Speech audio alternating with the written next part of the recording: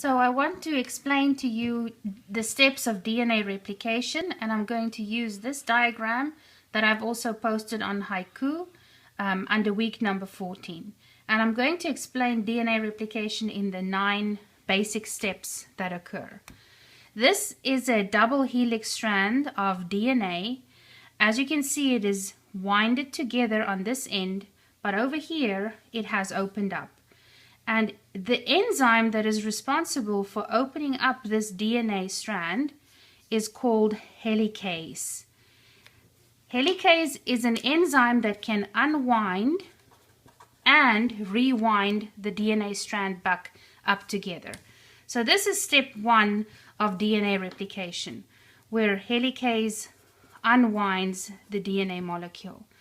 And you will notice that the DNA molecule now has an open end, this end, we'll call that the 3' end. And if you follow the strand to this side, you'll see that end is the 5' end. We know the strands are anti-parallel, so this end here will be 3'. And if you follow this all the way down here, you know this side is the 5' end. So after helicase has unwinded the DNA at the replication fork, this is what we call this area, the replication fork, a second step is going to occur. A sliding clamp, which we call a beta clamp, is going to attach behind this helicase enzyme, and I'll draw it in like this, and it is going to help to stabilize the DNA. Since the DNA is busy opening up, it's going to be unstable. So if something can help to stabilize it, it's a good thing. Then a third enzyme is going to be required, and we'll label that step number 3, because whenever you have a double helix uncoiling, there is going to start to be a bunching up that occurs in the back here. Just like when you have a rope and made of 2 filaments and you want to unwind that rope, and you pull at the top, it's going to start bunching up. So there's another enzyme that is going to go and attach here, and that enzyme's name is gyrase. It's also referred to as topoisomerase, and its function is to prevent supercoiling happening here in the DNA molecule. So that is step number 3. We're also going to have here on the replication fork some stabilizing proteins bind, and those are called simply just stabilizing proteins, and they do just that. They are going to stabilize the DNA strand that is exposed. All right, so now that we have this replication fork open, we can look at what's going to happen on this strand. This strand up here is going to be what we refer to as our leading strand, and the one down here is going to be what we refer to as our lagging strand. And I'll explain in a moment what is going to happen there. So I want to point your attention to this end of the leading strand up here. You'll see it runs from 3' to 5', but this is the parent or the template DNA strand up here. And we're going to now show what happens when a new strand is copied. That is the purpose of DNA replication. The new strand is copied on top of this parent strand. So this is going to be step number 4. We're going to have an enzyme here play a role. That enzyme is called RNA polymerase, and I'm going to make it in blue here. And the function of RNA polymerase is to lay down an RNA primer at the 5' end. So you might ask, well, where is that primer? Let's draw it in here. This is the 5' end. So we're going to draw a little piece of red RNA primer in there. This is 5' because it's anti-parallel to the 3' parent strand over here. And when you have that piece of RNA primer laid down, your main copying enzyme, which is called DNA polymerase, 3, that's Roman numeral 3, is going to start to copy the DNA. And it copies the DNA by doing what we call complementary base pairing. And it always does it in the 5 to 3' direction. So if we indicate that happening, we can now draw an arrow showing that it is going to continue on this, what we call the leading strand. It is going to be a continuous process. It's going to start and it's just going to continue.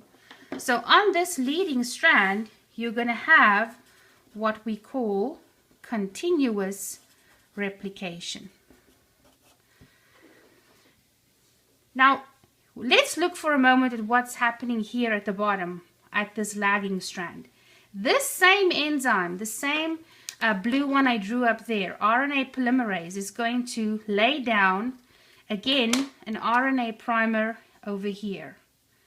Why over here? Because remember, this is anti-parallel, and down here we had 5', and this runs to 3, so we know that this is the 5' end over here on this piece of RNA. Now, instead of doing a continuous replication, we see something interesting happening on the lagging strand. You're going to have DNA pol 3 come in, and it is going to lay down some of these nucleotides. Well, let's use a color. Let's draw in DNA polymerase 3 here for you so you can see what I mean. So there is DNA polymerase 3 coming in behind this RNA polymerase, and it is now starting to lay down the nucleotides in a complementary fashion. And then it's going to stop. And then you're going to have RNA polymerase come in again, and it is going to lay down another primer. So again, another piece of red primer, RNA primer, and then pol 3 comes in again, and it starts to copy the DNA. And this process is going to continue. You're going to have RNA polymerase lay down a primer, and then you're going to have DNA polymerase 3 come in and start to complementary base pair until it reaches the end over here of this DNA strand.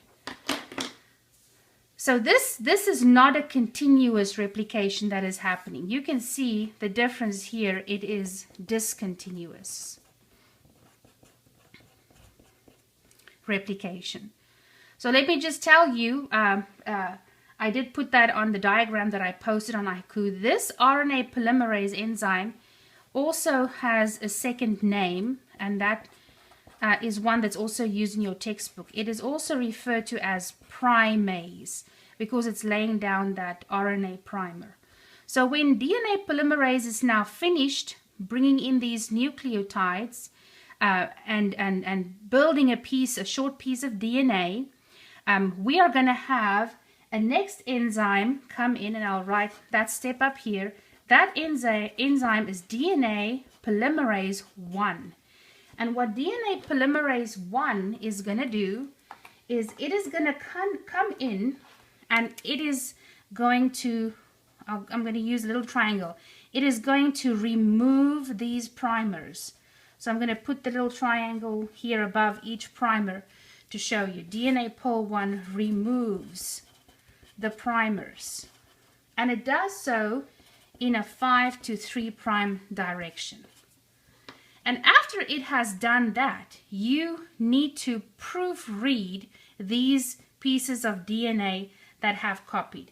And yet another DNA polymerase is going to come in and do that. And that one is called DNA polymerase 2 or pol 2. And its main function is to proofread the newly copied DNA. It is going to fix mistakes in the copying, but it is not 100% effective. Only 1 in 10 million base pair errors still remain, but as you can see, it's not 100% effective. So when you have these little pieces of DNA, which are referred to, we have a name for that, We call them Okazaki fragments. When you have them here, they need to be joined together. And a special enzyme is going to come in. Let's write that name over here. That enzyme is called ligase. And ligase is going to seal these green Okazaki fragments together. So we can put the enzyme in here if you would like to do that. And I'll underline it in yellow. Ligase is going to join these Okazaki fragments together. We call that process ligation, and what is happening is you are sealing the phosphate sugar backbone of this DNA molecule. So in the end, you're going to have a long piece of DNA. The whole DNA strand is going to copy, but it happened in this discontinuous fashion. It's not the same as on the leading strand. Now, when you're done with all of that, there's another thing that's going to happen. Remember, you have now copied this side, and you've copied this side of the molecule, but it is not a helix. So you have to bring in that same enzyme, helicase, to rewind the DNA after you have copied the DNA. So helicase is going to come in, and it was this enzyme that played a role there at the start. To unwind the DNA, it is going to come back in and rewind these two strands together. Now, because you have a parent strand or a template with a new daughter strand on top, you have this scenario. You have a half old and you have a half new DNA. The old is the parent strand, the new is the daughter strand. And because you have this situation happening, we refer to DNA replication as a semi-conservative replication that is happening. Why semi? Because half of the DNA is conserved. You actually keep half of the old DNA and you make half new DNA.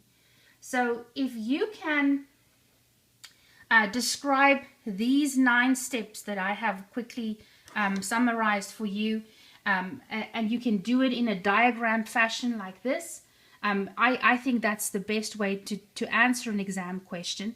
Of course, if you rather want to write an essay, you can do that. But what I'll do is I'll give you a diagram like what I started with here and in your exam, and you are going to be asked to at least be able to summarize these 9 steps.